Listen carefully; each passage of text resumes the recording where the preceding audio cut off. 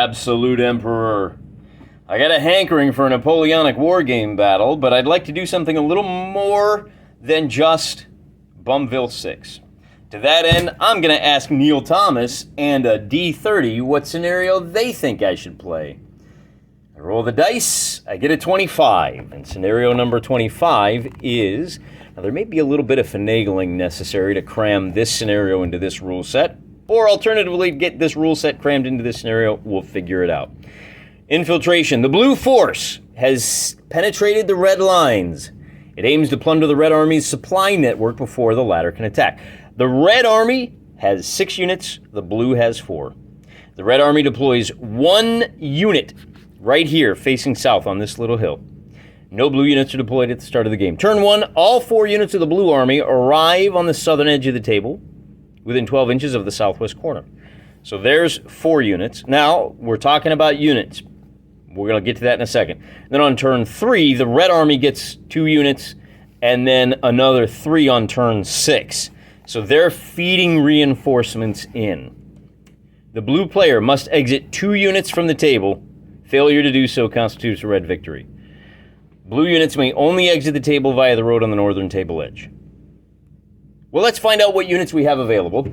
And to that end, we need to check on the charts up here at the front. And I'm going to purchase my units for my... Now, bear in mind, I'm actually going to wind up with 100 points in the red army and 66 points, somewhere around there, in the blue army. And I want to know what kind of ratios we're looking at. So if I roll... I should probably specify. For the red army, it's going to be on a result of 5. So I gotta check. The red army has 6 units. With a result of 5, that means it's going to be mostly infantry with a little bit of artillery and a little bit of... All right, to figure this out, we got to go back to the what Neil calls horse and musket wargaming. There are 4 kinds of units that he makes available, and those 4 units are going to be infantry, so we're heavy on the infantry, skirmishers, we're going to call those light infantry, and artillery.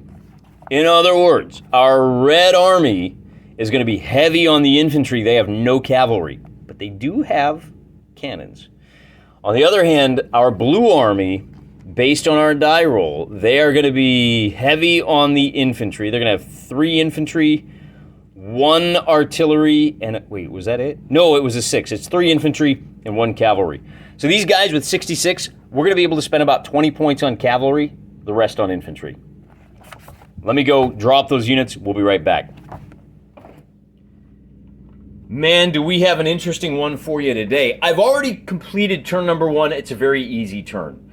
The blue forces have 4 units, 1 cavalry, 3 infantry. In order to make the points work out okay here, what I did is I bought them 3 seasoned infantry. No, I gotta swap these out. It's actually 2 veteran and 1 seasoned. So these seasoned infantry down here are our expendables, I guess you could call them. And I've already moved my guys. Now they come on the board on turn 1, and as you can see, my infantry have moved 4 inches, the cavalry have moved 8. Everybody is within 4 inches of the corps commander. Command and control is going to be huge on this one. The British originally started with 1 unit on the southern portion of this hill. Seeing where the blues came on, the reds have decided to shift up. It looks like they're going to try to sweep through the gap between the hills, and if we look, there's a forest over there, so there's a bit of a choke point. These guys can get out ahead of them, slow them down. That might work. Now we've got some reinforcements up north. Let's take a look over those real quick. We've got 1 seasoned infantry and 1 artillery coming on via the road on the beginning of turn number 3. At the beginning of turn number 6, we've got 2 seasoned infantry and a light infantry coming on. Now, this begins, the game here begins before the game begins, because Team Blue, well, first of all, Team Red had to decide who's coming on where. They might have started with the light infantry here. To be honest with you, light infantry is not going to make a difference. They're all seasoned on the side of the red. But fundamentally, what we're looking at is how do we get these guys up there as fast as possible?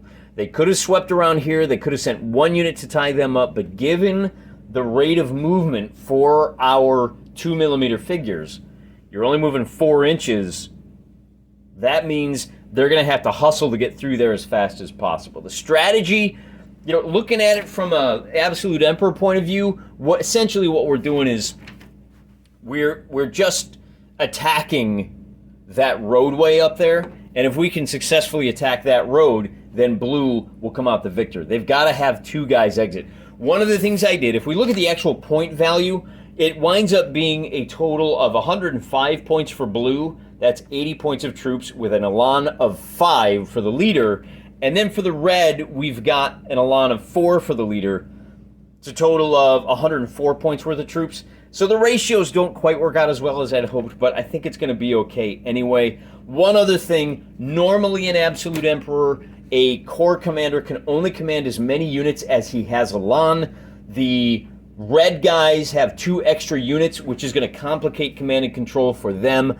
I think overall that helps balance out this scenario where you've got lots of guys, in particular because we're going to be moving at a much slower rate than if we were playing Neil Thomas's 1 Hour War Games rules as written. Be that as it may, we are now done with turn number 1. And since on turn number 1 we had the blue coming on first, now we're going to have to start rolling for initiative. The blue are going to get to go first again, which is good for them.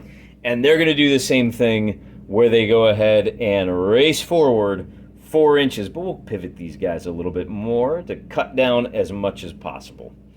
Likewise with these guys, we'll pivot them 4 inches, and then we'll just kind of bring the infantry up.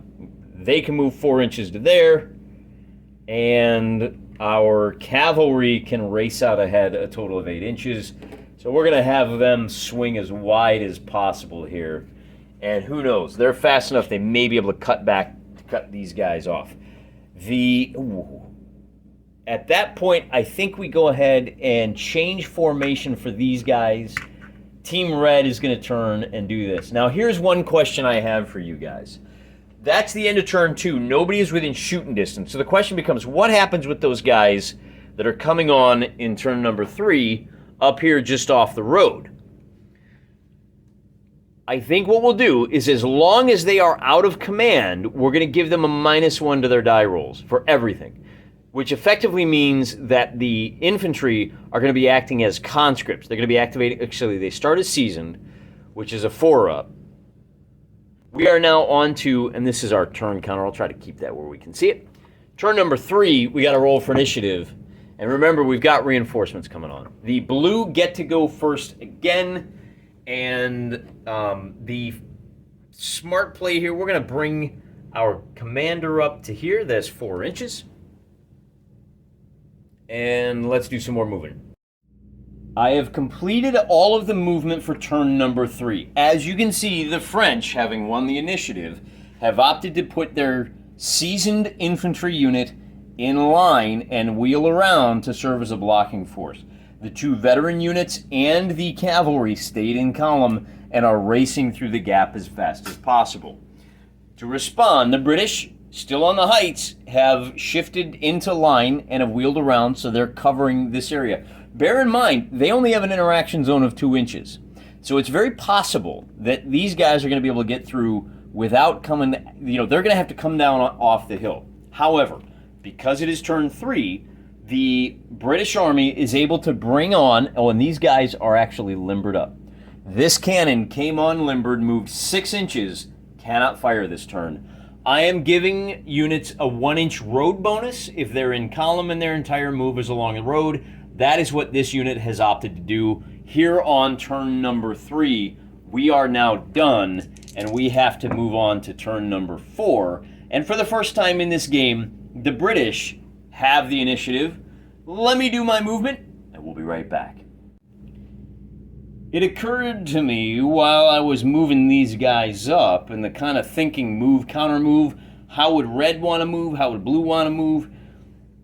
In Absolute Emperor, the force with the higher elan moves second because you really want to see what the other guy does first so you can position accordingly.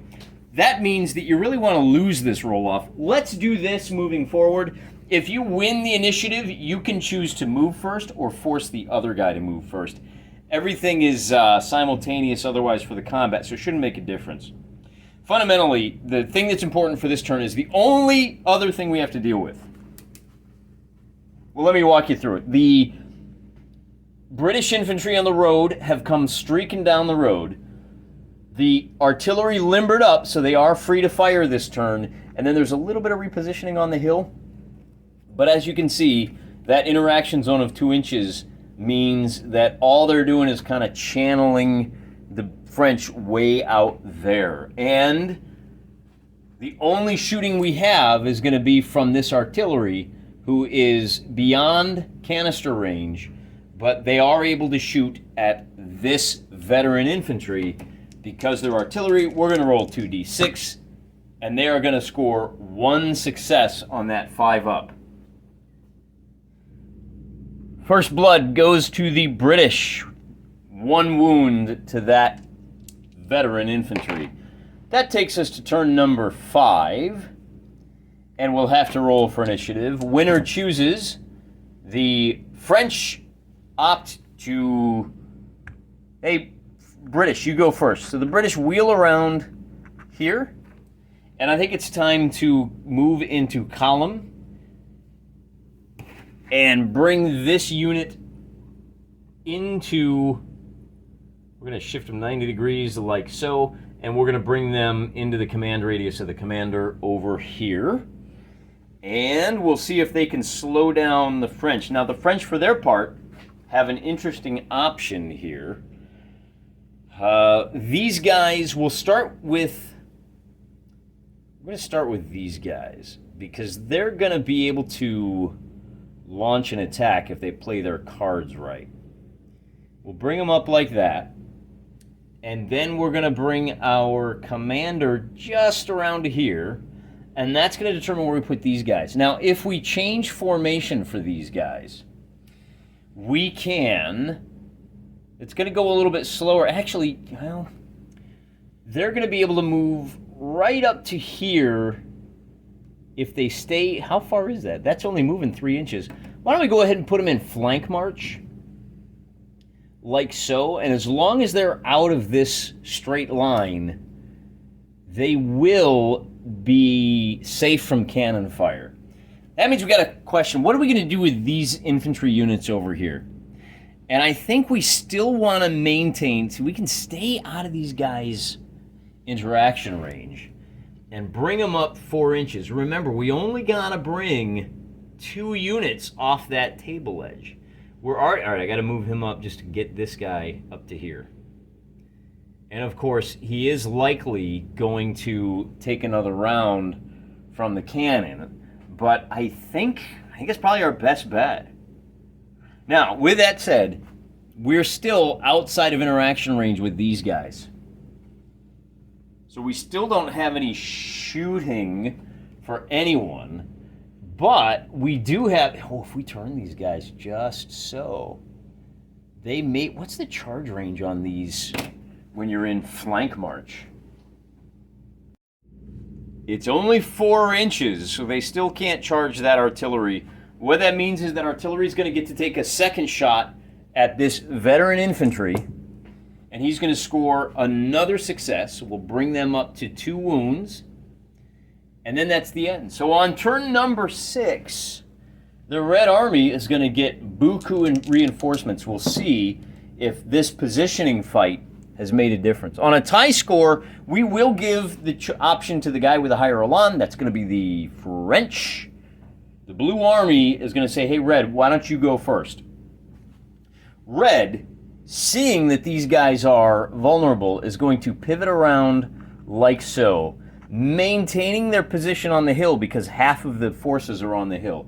These guys have got to get into line if they're going to have any hope of doing any good over there, and then we will move them up 2 inches. They are now acting as a delaying force while reinforcements come up the road to the rear. And those reinforcements are going to come in a little something like this. The seasoned infantry on the road gets the extra 1 inch of movement. Everybody else is kind of coming up on either flank. We've got skirmishers over here. They're just everybody's seasoned infantry. Don't let the difference fool you. The only difference is that these guys can ignore any penalties for marching through the woods, which you don't have. So fundamentally, these are all just seasoned infantry. Let's take a look at what the French have done for this turn. And it is perhaps no surprise the French have opted to refuse combat. This infantry unit assumed column and ran off 4 inches out of the way. They are outside of this British unit's front fire arc. Now that may seem a little gamey to you, but bear in mind what's happening here is that these guys have feinted and then immediately did double time march. That may work out to the British benefit because these British forces on the next turn will be able to pivot around, and now you've got a bit of a pincher movement. The one downside to this is that the cavalry were able to form line and sweep around. As you can see, they are still within the 4-inch command radius of the boss. These guys are within command radius, so the French are looking pretty good, but they've only got 15 turns. We're now 6 turns into it, and now they have really got to break through this area as fast as they possibly can. For shooting, once again, the only shooting we have, the only guys within range are maybe for this artillery. So if you draw a straight line edge parallel to the edge of this artillery, there's nothing there. But if you look, oh, we just clipped the front corner of this column, so that artillery is going to be able to fire. Now, one of the things that we probably should have done is brought this guy up over here. The artillery is out of range, but, you know, I'm going to say go ahead and give it to them. I'm not going to penalize them for that. And with a 2 and a 3, it doesn't make any difference. They still wind up shooting out of whack anyway. So we now move on to the charges, and the cavalry is going to charge 4 inches, as we said in the past. Now this will be a charge into the front fire arc. And I should have pointed out, this is a light cavalry. This is not a heavy cavalry. I didn't have the points to go heavy. Seasoned light cavalry. 14 blue.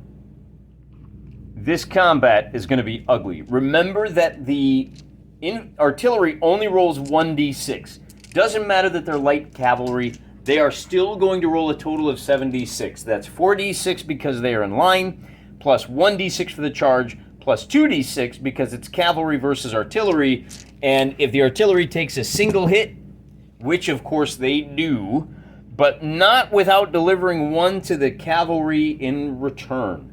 When cavalry trashes an artillery unit, so we're going to put a little 1 there, they do not get to make a follow-up charge.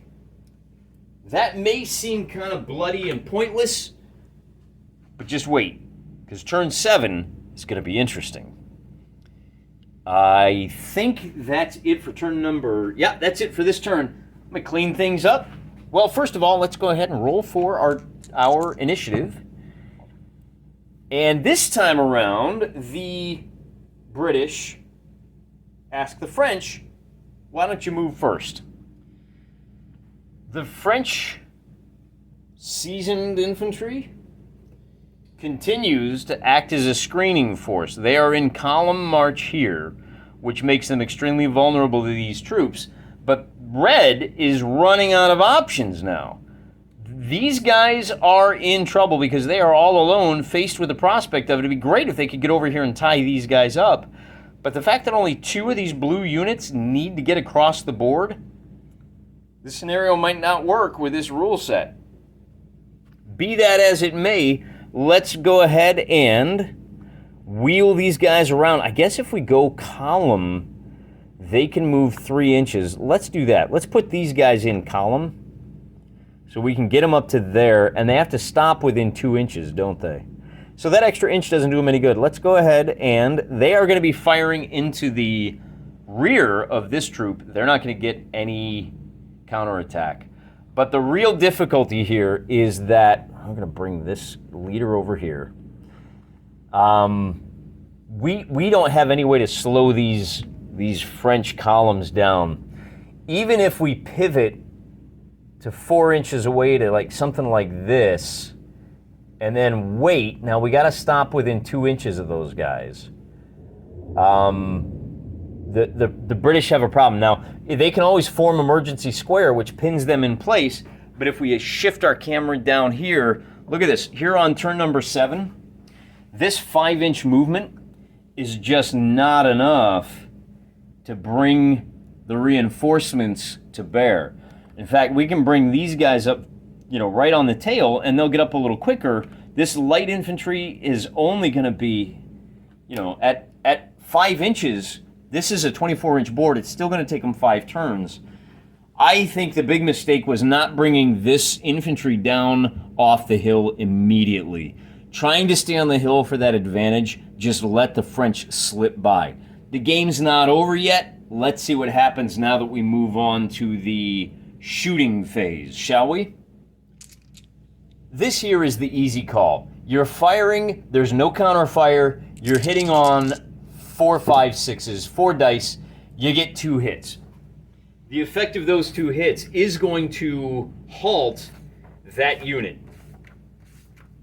Meaning they can't charge, but I think you can. Let's go ahead and drop down a pinned marker and a you get 2 wounds marker on that unit there. The more difficult question is, what do the British do up here? If they fire at this unit, they're going to have to pass an activation roll to form square when that cavalry charges them, and that cavalry absolutely will charge them. If you don't shoot at those guys, then the cavalry, then you can form square, which makes life complicated for that cavalry. But on the next turn, I think you got to do that. I think you just wait for the charge. On further review, infantry in melee with cavalry only roll 1d6. That is suicide, given that the cavalry are going to roll 4d6 for being in line, plus 2d6 for fighting infantry not in square. Forget it. 6d6 versus 1d6, why would you do that? It's a may charge situation. That said, the British do have a charge down here that is going to bring them into the rear of a column of troops. That is going to be a much more friendly situation for the British. This means that the British are going to be rolling 4d6 because they are in line. They have, let's see, what else do we got here? They are charging, so they're going to get an extra die for that. And then I think that's it for them. Because they've contacted the British in the rear, the British don't even get to roll a counterattack. So it's just whatever 4s, 5s, and 6s you roll, you're doing blamage. And with those 3 hits, they have to recoil from combat 1 inch and become disordered. 1, 2, 3, 4 more hits. So that takes them up to a total of 6. They're going to recoil 1 inch, like so. And they become disordered, like so. And I think that's it. Units can, that is, do they have to make a waiver test? They do not. In the shooting phase, in the combat phase, post-resolution, yeah, that's it. No waiver, could have used that waiver test because that being the end of the turn, we got to start thinking about... So this disordered goes away, this pin goes away, and now our French are going to, well, first we got to handle initiative. The French win the initiative and say, hey, British, why don't you guys go ahead first? However, before we get to the movement phase, the French commander is going to use 1 elan to get rid of this pin marker.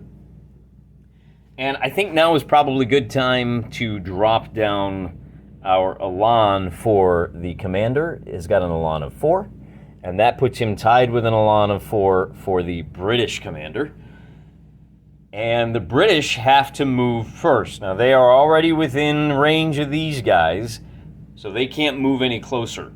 But we do have reinforcements streaking up the road. The guys on the road can move 6 inches to there and to there. We got ourselves a foot race, and then the guys that are off the road can move 4 inches to, I guess, right there.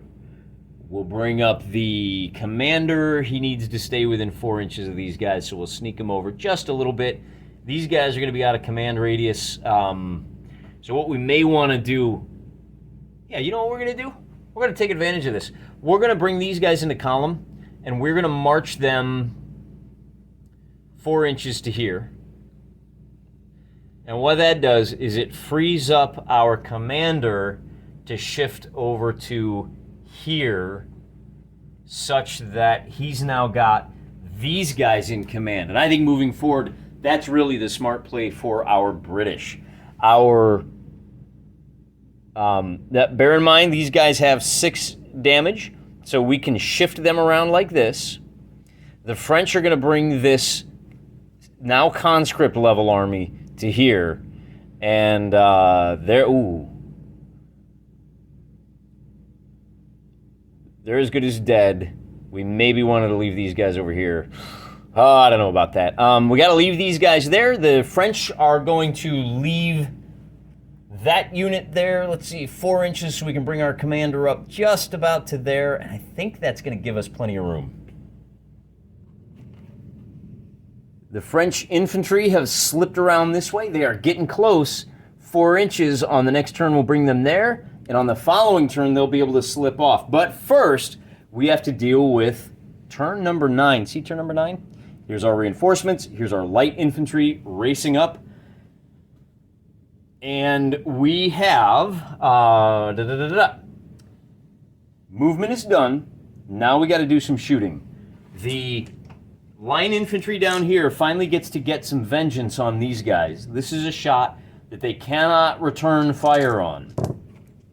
Only hitting on 5s, we're going to give them 2 hits. That is going to pin this column. Not that it's going to make much difference at this point, but 2 hits is 2 hits. And now, oddly enough, the roles have reversed. Now we've got 2 units that are acting as blocking until these guys can get up and block that road exit. That's the only shooting we've got. No, we've got, these guys are going to be able to shoot at the cavalry again. And the cavalry are still, boy, we probably should have withdrawn them a little bit, huh? Yeah, if we were smart, we would have pulled them back out of the gunnery range. What are you going to do? That's 2 more hits. Pins them down. They're up to 6 wounds now, and they are pinned, so they can't charge again. And I think that's all the shooting we've got for this turn. And we do, oh, now we can do a little counter charge down here. Hey, you funny guys, you are going to have to take it on the chin from us. Now remember that this unit here only hits on 5s. They're going to get a total of 5d6 because they charged, and they're going to get 2 hits, which is going to bring these guys to 4, and then they are going to have to, if it's just 2 hits, I don't think they recoil, do they? They do not, but they don't get to counterattack, which is going to be a problem for them. At least until the next turn. I believe on the next turn they can change formation to line, and that'll make these guys sticky. But really, I think that's it for the turn. We still don't want to charge with these guys. We're just going to shoot them up, and we move on to turn number 10. Rolling for initiative. The French get to go first, and they say, yeah, why don't you guys go ahead? So it'll be 6 inches to get up to here, and I think these British columns are just going to make it. Or are they? These guys are going to move up 4 inches. Well, we'll put them on the road too so they can race up to behind next turn. What do we want to do with these guys? I think we're going to shift these guys over to here. But then you know what? This goes away during the command phase, and I really think that we're pretty much just about done, because what we can do is use these guys. They'll change formation. I don't know if you can do that when you're in combat. In fact, I don't think you can, but I don't think it matters, because we're going to shift the commander over here. We're going to bring these guys to here, and likewise these guys. So they're going to slip out on the next turn. And one of the things we can do, there's a 2-inch gap right there, but we can bring these guys in line right over there to screen that roadway. and we'll leave them just off. So what happens there is the geometry of this is that cavalry unit is not going to get shot there, not going to get shot there. They're not going to be able to charge anybody, but all we have is this fight down here. I think you can't, I don't know, man. I kind of think that you don't have to take it on the chin twice, but you can't change formation. So what we'll do is we'll make a little T there, and we'll give a 4 dice for that, for the French, versus 2 dice for, well, that comes off too. Wait, was that shooting this time around? I really don't think this matters. It's going to be hitting on 5s. They're going to do another hit versus another hit, takes these guys to 7. But this is kind of outside. My dice are rolling all over, so I don't know what's going on over there. They're locked. What really does matter, though, is that there's no charging. Well, these guys actually can charge, can't they? All they're going to do is get caught up in a square, though.